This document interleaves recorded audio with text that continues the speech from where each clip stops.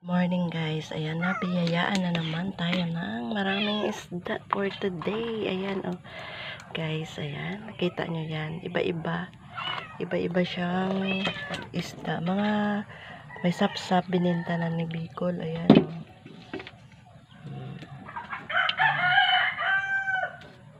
Pinilian na natin yung mga malalaki. Ayan, tapos ito, yan naman siya, second naman, pangalawa yan. Ito yung una, ayan, malalaki siya, separate natin. Ayan guys, tapos ito yung maliliit guys, ito. Ayan, shout out din sa inyo, ayan kung ano yan ang inyo hindi daw ito lumalaki, garangan ang tawag dito. Ayan. Parang sapsap siya. May 1 kilong sapsap yun. Binenta niya na. Mga 5 kilo din ngayon. Si Bicol, nakuha niya ngayon. Ito, ibilad natin. Lagyan natin suka. I-drive natin siya. Ayan guys. Diba? Mayaman talaga ang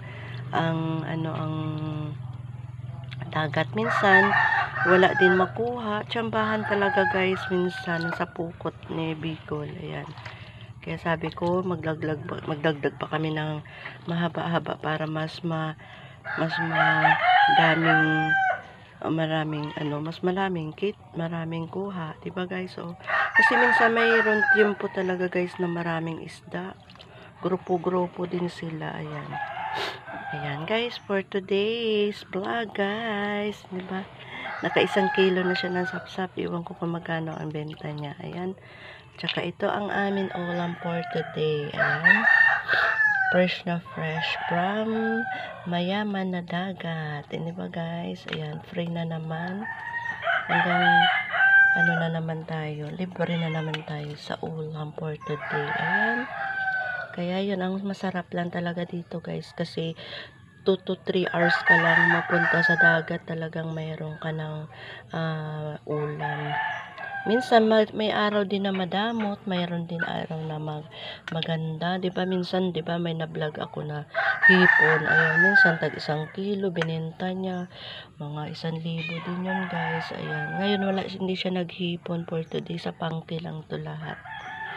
Ayan, ito ibilad natin for today para ma-stock na naman tayo in case na mawalan tayo na pwede natin iprito lang guys. Ayan. Mga 5 kilos din po siya ngayon ang nakuha niya. Ayan, for ating ating vlog for today. Ayan ang kita natin ngayon. Ayan. Thank you for watching guys. Sana ma-inspired kayo sa aking mga vlog. Ayan, tingnan nyo guys, oh. Sino yung mga nakarelate dyan sa aking vlog guys. Ayan, thank you for watching and God bless all.